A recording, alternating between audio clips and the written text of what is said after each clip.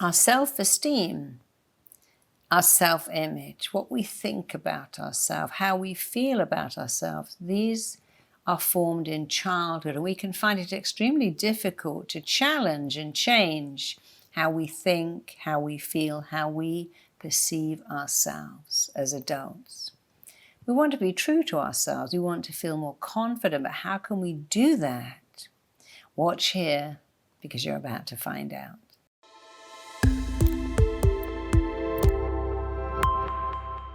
Our self-image, the way we see ourselves, the way we perceive ourselves, is frequently formed in our childhood, and we often feel, oh, I can't change that now. This is who I am. This is me. I'm the shy one. I'm the bossy one. I'm the difficult one. I'm the baby. I'm the grown-up one. So when parents say things like, you're the grown-up one, you're the eldest child, you have to set a good example. Oh, you're the baby, you're my baby, it's okay. You're the clever one, you're the difficult one. I met someone in the park once who said, with her 4 children, this is my problem child. She said it as a joke, this is my problem child. And I thought, gosh, that's not great for him, because that's how she's identifying him. And here's the thing. The strongest force in everyone in the world, in you and me, is that we always start to act in a way that matches how we identify ourselves. We have no choice but to act in a way that lines up with our identity beliefs. I'm the forgetful one. I'm the funny one. I'm the weak, sad, sensitive one. And parents are very good at giving you labels. In my family, my sister was the pretty one. My brother was the clever one. I didn't even know what I was. I was just this middle child that was neither pretty or clever. And my parents didn't mean that, but my brother was the firstborn son. That was very important. By the way, he kept that role forever. He's still the firstborn son. My sister was the cute, gorgeous, endearing, amazing little baby. And she could really keep that image because she'd always be the last one. I was the daughter, and then I was the middle one. My kind of role changed. Doesn't matter. But when our parents give us labels, when you label someone, you limit them. Even the label, this is the smart one. This is the good one. This is my good girl. My good boy is so good. Oh, he's so smart, so kind, so clever. Now we have a label that says, oh, and that's why you love me. And I've got to stay like that. So if you've been given a label as the shy child, or the bossy child, or the difficult child, or the demanding child, the emotional child, understand that your parents gave you that label. It's a joke. It's funny. It's a family joke. This is a mistake. This is the child who's driving me crazy. I used to call my baby when she was born my non-stop joy. But often people go, here comes trouble. Oh, this is all going to end in tears. Here comes the drama queen. Here comes the attention seeker. Here comes little piggy. They always love eating. One of my clients said, everyone calls me Mouse. You can call me Mouse. I've been called Mouse my whole life because I'm very shy. I said, I will never call you Mouse. And by the way, I'd like you not to call yourself Mouse. It's not really a very flattering name. So children are often not allowed to 100% be themselves because they're given this label and they become this label and they are never 100% who they want to be. If your label is your brother's the clever one, your sister's the smart one, that role is taken and then you feel, well, I can't be the smart. My brother took the role of the smart one. My sister took the role of the good one. My sister took the role of the sick one. I'd love to be sick and get all that attention, but that role is gone. My mum is the carer. My dad is smart. And I want to be myself, but I feel I've got to play a part. We play the only part we've ever known until that part becomes our own. Many children become sick because it's very seductive. You get lots of attention. You don't have to go to school. Mum is wiping your brow or putting cream on you, getting you special gluten-free stuff. Dad is very worried. You think, well, this is good. Wow, who would have known that being sick got me attention? Other kids realize if I'm brilliant academically or on the sports field, I get attention. Other kids think if I'm a carer, if I look after everyone, I'm good. And others become rebellious and difficult because they want to take the power off the adults. Sometimes we have experiences where we try to be ourselves. We get laughed at. What are you doing? You look ridiculous. We get told off. Stop showing off. Stop drawing attention. No one's interested in you. Hey, I'm going to be a model when I grow up. Don't be ridiculous. You got fat legs. You don't look like a model. I'm going to be an astronaut. No one in our family's done that. That's ridiculous. So we get teased. We get laughed at. We also get criticized. Get your head out of the clouds. You're just a dreamer. That's never going to work out. Of course you can't be an actor. You're never going to be a movie star. You're never going to be a millionaire. And it often leads us to hold back. We become introverted. We start to hide the real us. We feel, I can't tell my parents I want to be a DJ because it's like doctor, lawyer, accountant, that's it. Or you're going into the family firm, we had you, we put you through school, we need you to take over the family business, we need you to get married and have lots of children because that's our way. And so we become introverted, we give up our dreams, we think, I can't disappoint my family, I can't hurt them, I can't let them down is a biggie, I need them to be proud of me. And of course, when you're a little kid, you needed to idealize your parents. You needed to put their needs in front of yours. If your dad worked nights, your need to run around the house screaming and laughing during the day was stopped because dad needed to be quiet. Mum's got a migraine again. I got to be quiet. I can't laugh and giggle in the garden. It upsets her. So children put the adults' needs in front of their own. And that's normal behavior, but they're still doing it 30 or 40 years later, not understanding that it was just a belief. I'm the stupid one. I'm the clown. I'm the mean one. I'm the generous one. I'm the difficult one. All of this stems from the feeling that you are not enough. You're not smart enough. You're not good enough. You're not interesting enough. You're not worthy enough, compelling enough. You name it. There are so many ways that we feel not enough, but here's something to think about right now.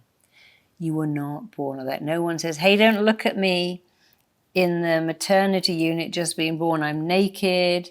I got triple knees. I got no hair, no teeth. I got stuff all over me, meconium fluid, and you don't want to look at me. Babies giggle and smile. They hold your gaze. They come into the world with the belief that says, I'm here. And I'm lovable, and you're going to attend to my needs, because in the womb, it's always 75 degrees. You have 24-hour room service. Someone is always there. So we are born with a belief. Someone is going to come and attend to my needs because I'm worth it. But then it's very easy to start thinking I'm not worth it. Parents say, hey, you were left in the doorstep in a basket, but we didn't really want you. We found you under a bush. We thought we were done with children. We thought you'd be so musical like your dad, so happy like me, and wow, you're so different. I can't imagine I created you. You're nothing like me. That is the point, by the way. You're not supposed to give birth to yourself. I'm calm. I'm logical. I'm rational. My lovely daughter is an artist. She's emotional. They're very different, but she's my teacher. She taught me a lot. Imagine giving birth to me. That would be so boring. I know all about me. I'm always learning about her, and she's always taught me another way. And it's like saying, I've got 3 kids. They're so different. That's the point. My husband's not like me. That's how we learn and grow with our differences. That parents say, well, why can't you be like your sister? She's so good. Look at your brother. He could read it too. By the way, your sister doesn't get food all over the table. And we hear something, what's wrong with you? Which is not a question. It's a statement. So look at the labels that your parents or your teacher put onto you.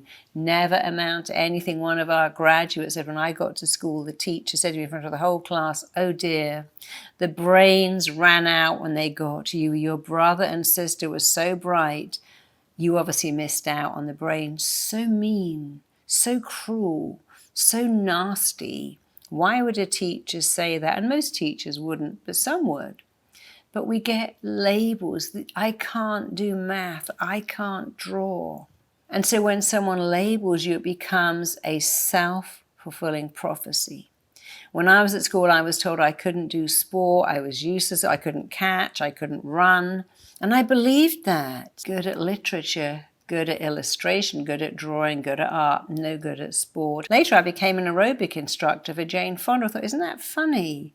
No good at sport. I'm very sporty. I paddleboard every day. I like working out. Thank goodness I dropped that label. My teacher said no good at sport, and for years I believed that was true. No good at maths.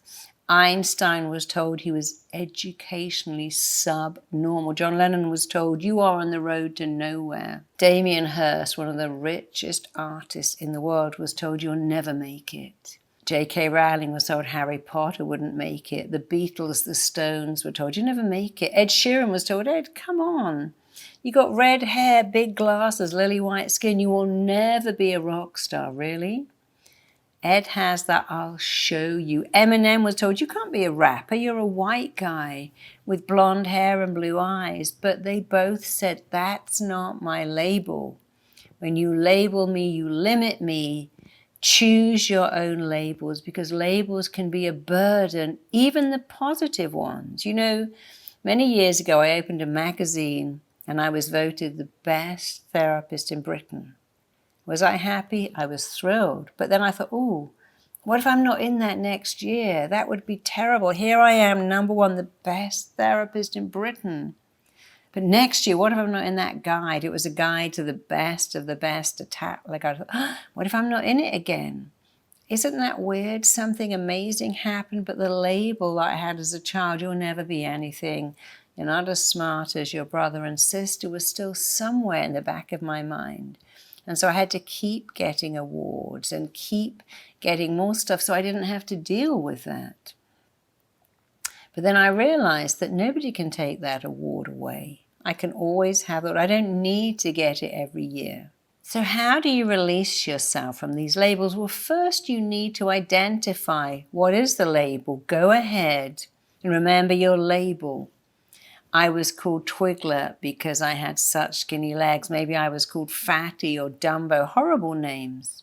But go ahead and remember the label and then take the label off. Remove that label. Give yourself a better label. I want to show you something because I'm a great believer that hearing this stuff isn't as exciting as seeing it, feeling it. So I bought this diamond on Amazon. I want you to imagine that's you. You're a shiny diamond, sparkly and brilliant. But what have you done? You've taken some labels. I'm stupid. I'm not enough. That's a biggie. I'm not smart. The things I want, not available to me.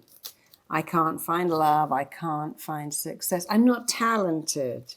Here's another one. I'm not lovable. I'm not good enough. So imagine what you've done.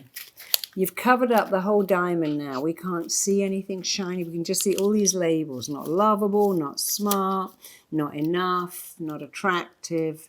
Nothing to offer the world. I really want you to do this at home. You can even draw a diamond, print one off, a big shiny diamond on a piece of paper, and start to stick these labels on it. And then when you realize what you've done, you've covered up your brilliance, you've dimmed your light, you've hidden your light, you've dimmed your light and covered up your sparkles. When you've done it, don't just take them off. I want you to do it like this. I'm not lovable? Is that really true? Was it ever true? I felt like that, but maybe it isn't true. And now I get to decide that I'm lovable. What I want isn't available? Well, that's not true. Some of the smartest people in the world came from nowhere. I'm not talented. I think you are. If you ever watched that movie, Catch Me If You Can, that con man was so talented. He now works for the FBI. I had a contractor once. I got locked out of my house. He got me and he said, I used to be a criminal. I can get into any house. I said, you need to go and work for a locksmith. What a waste. You could get me in my house with all my locks in minutes. He went, yeah, that's my gift. I said, well, you should monetize that gift. He said, really? I said, yeah. Go to any locksmith, any alarm company, show them what you can do. They'll employ you on the spot. They did. He said, never thought about that. Why not? That's your gift. You may have used it badly, but it's still a gift. I'm not smart. Well, that's not true. You have a brilliant brain. You are smart. I'm not enough. You have always been enough. You will always be enough, not because you did or bought or achieved, but because you always have been and you always will be. I'm stupid, I'm unattractive. That isn't true. You have a brilliant brain. The problem is you're talking yourself out of it, not into it. So take off your labels and look what's left. Shiny, happy person. Think of that song, Shiny, Happy People Holding Hands. Don't dim your light. Don't shut off your sparkle or hide your brilliance. Take off those labels, throw them away. Get rid of the labels that are stuck to my arm now. I had lots of labels when I was a kid. I don't matter. I'm not important. I'm insignificant. I'm different. That's the bane of your life, to be different. I can't connect because I'm different. Do you know if you have that feeling of being different, that very fact that you fear it means you're the same as everyone. And everyone is the same as you. So have the confidence to be yourself. Don't be anyone else. Be you. Love who you are. Love why you're here. Stop saying, I'm sorry I'm late. I'm sorry I'm difficult. I'm sorry I don't understand this computer. I'm sorry I can't work out the map. Say thank you. Thank you for waiting. Thank you for helping. Thank you for showing me how to read a map. Thank you for taking care of me today. Don't apologize. If you would love to reactivate and regain the unstoppable confidence you were born with, after all, you cried for attention, you demanded stuff because it was in you and you haven't lost it. You've just buried it under all these labels. If you would like to reactivate, remanifest, and regenerate unstoppable confidence and high self-esteem and let go of the labels, so that you can be your own true self. And when you can be your own true self and people like you, know something, oh, they like me. They like me with all my flaws. The best you can ever be in the whole world is a flawed person, having a flawed relationship with a flawed person. I call it being flawsome. I'm flawed, you're flawed. Let's have a beautiful flawed relationship and free ourselves of the label of being perfect, because perfect people are the unhappiest, loneliest people in the world. Join my 21-day confidence challenge. You're going to learn so many techniques, just like the shiny diamond, that will make your confidence and your self-esteem skyrocket, go up and stay up forever. I can't wait to meet you there. Check out my next video here. Play the only part we've ever known, and then you make that part your own. Where you go, you know what? I think it's time for a new part. I was told I could never, ever have children. My whole RTT training was based on being told I couldn't have a baby.